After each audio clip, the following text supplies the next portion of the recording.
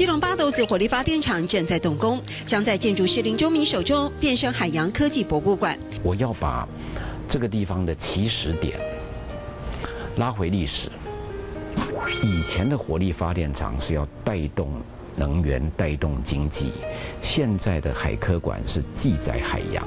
不然奠定台湾经济发展的建筑物被拆除，林忠明肩负使命，决心捍卫台湾与海的故事。当然不要拆，当然应该保留。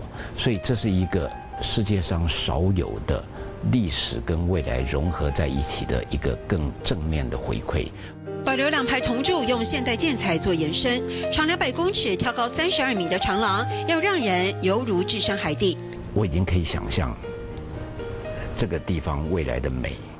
浪漫遇上成本现实，林忠明花了8年时间和时间、预算和制度抗战，坚持高规格之上不妥协，承载历史也是建筑师的自我期许。我越来越相信那句话，就是你的确是到你退休那天，如果你有一个作品你很满意，你算是幸运的。参与并成就集体，海科馆将延续再生，回馈土地。所以这个8个馆，然后诉说着台湾海洋故事的建筑，我们还要等多久呢？还会动旧吗？还会很久吗？其实不会，大概在2年磨完掉啊，没那么快，还有2年，再加上之前6年的时间，这真的是8年抗战啊！但是值得。